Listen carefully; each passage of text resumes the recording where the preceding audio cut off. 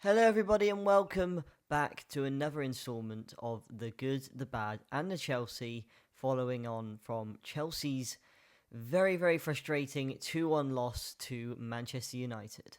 Now, usually I'm trying to find the positives as much as I can. This is the whole point of the series, because I don't want it to be all doom and gloom. That's why I think about two good things and two bad things about each performance. But if I'm going to be real with you guys, it's very tough to find anything really positive about this performance. I do have two good points, which are very loosely good points. At least there are some positives in this performance. But overall, it was an absolutely dreadful performance from the players, from the manager. We're going to get into Maresca's tactics and the way he managed the team, especially after we went down to 10 men. A lot of Chelsea fans are already asking for Maresca's sacking for some reason, and I'm also going to go into why that is very overdramatic at this point in the season. But anyway, let's get into the video. The first good point is that Andre Santos was very impressive. Unfortunately, Cole Palmer had to be substituted off. We were told that he didn't train much at all during the week for this game, which is really strange, and he somehow still started. Are we really that reliant on Cole Palmer for our goals? Because we've just spent 90 million on wingers, on attackers. So are we really that reliant on Cole Palmer? But anyway, that's another issue.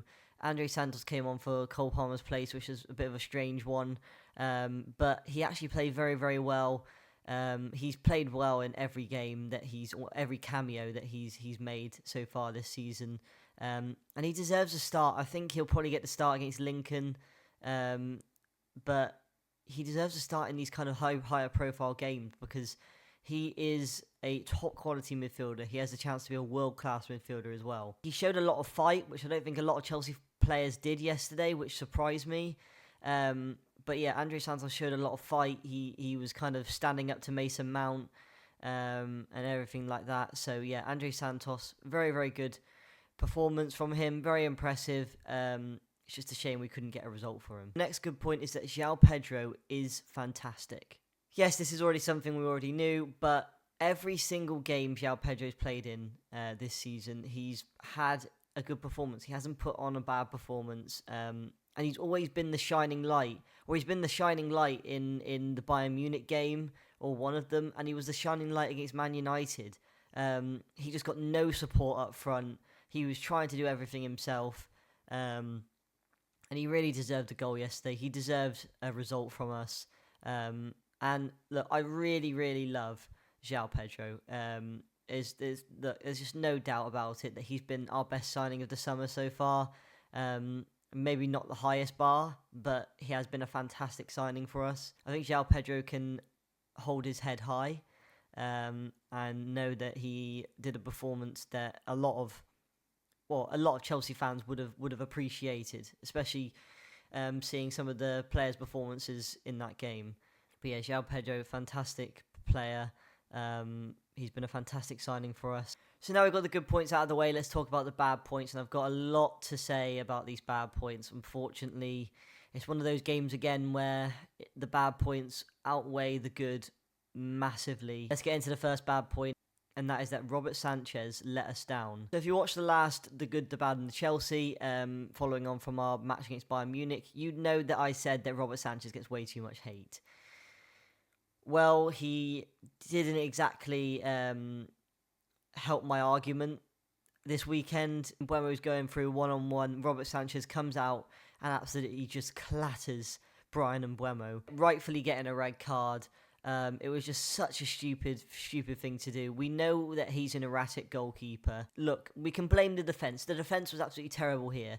But Robert Sanchez, he tied Maresca's hands with his substitutions and with what he could do tactically, because he got a red card. Maresca said after the game he would have much rather go 1-0 down than go one man down 5 minutes in, which I would have absolutely agreed with. Yes, it was terrible defending, but Robert Sanchez, he needs to do better there. Just stay in your goal. Take the 1v1. We should have just taken the goal and gone 1-0 down, honestly. It was just so poor from Robert Sanchez. And it really frustrates me because Robert Sanchez is somebody that has, as I said, against Bayern Munich, he's come on leaps and bounds since March and April. I thought we put these stupid mistakes in the past. He just made such a silly mistake coming out and fouling Brian Mbeumo like that. It's clear that he's not learning, and we needed a new goalkeeper in the summer. I think that's obviously guaranteed. We're moving on to the last bad point now, and yeah, I know this has been a very short video, but honestly, this game has just knocked the stuffing out of me. It's just been, it was such an awful performance, and the players. Some of the players can be proud of their performances. Most of them can hold their head in shame. But you know what? The person that this match is down to the most is Enzo Maresca. So the last bad point is that Enzo Maresca gets it wrong again. Before I talk about the fans that are already asking for Maresca to leave the club, I'm just going to talk about his performance solely in this match. And look, his hands were tied when we went down to 10 men. But his changes were as erratic as Robert Sanchez is in goal. Honestly, I always took Maresca as a very calm and composed manager. Against Man United, he just panicked. I mean, you're bringing off Esteval. Okay, that's fair enough. I probably wouldn't have brought off Esteval.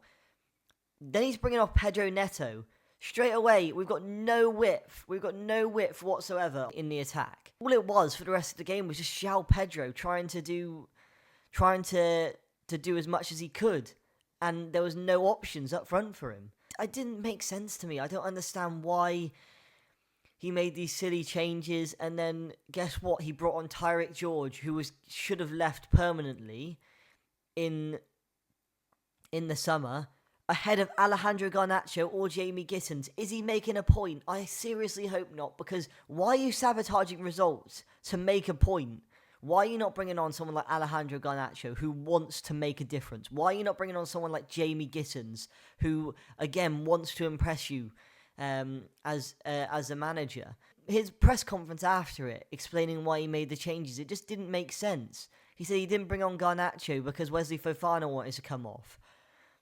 That doesn't make any sense at all, because you just brought on Tyrick George. This is the first time I'm actually getting really, really annoyed at Enzo Maresca, because he just got everything wrong after we went down to 10 men. Now we're going to go on to the whole thing from fans about that Maresca should be sacked or he should leave the club because of a bad week. Let's not get this twisted. This was a bad week, right? Bayern Munich, it wasn't the best performance, but that wasn't on him. Man United, it was completely on him. Terrible performance all round from the players and from the manager. But let me talk to you fans. This is a bad week. You cannot be making rash judgments after a bad week. If by January we're around 10th and we're not even in a top 5 or top 4 race, then yes, you can start asking these questions, and rightfully so. But I don't think we are going to be 10th around this time. Yes, we played atrocious, but guess what? I expected this. I expected us to be a bit better than we have been, for sure. But I half expected us to play like this. But we didn't have a proper pre-season. The players have got tired legs. We're seeing this because Cole was out for the rest of the season, which is so frustrating. Palmer's probably going to be out for a few games now after being taken off because of a groin injury that we have not been able to manage successfully. The start of the season has been shambolic, right? There's no way around it. We got given a very, very good start to the season, and we got 2 wins out of 5. 2 wins out of 5. It's not good. It's not good enough.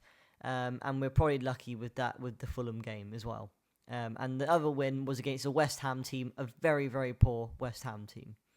But you can't be sitting here and see the accomplishments Maresca made last season and the accomplishments that he could potentially have at Chelsea and say that you want him to leave the club, or you want him to be sacked because of 2 poor managerial performances. I just don't get it. And Chelsea fans are the most reactionary fans in the Premier League.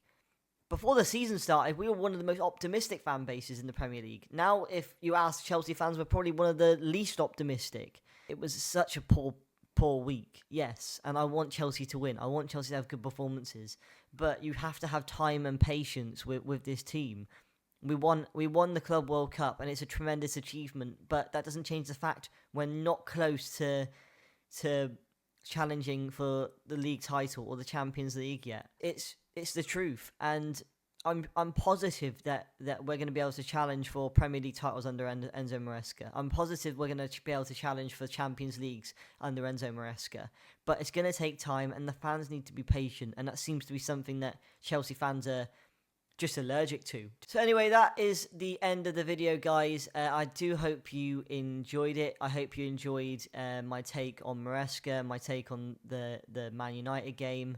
It was a terrible performance. There's no sugarcoating it, but we need to bounce back. We've got Lincoln in midweek. There won't be any video for the Lincoln game, unfortunately. So yeah, thank you guys for watching, and I'll see you guys next time.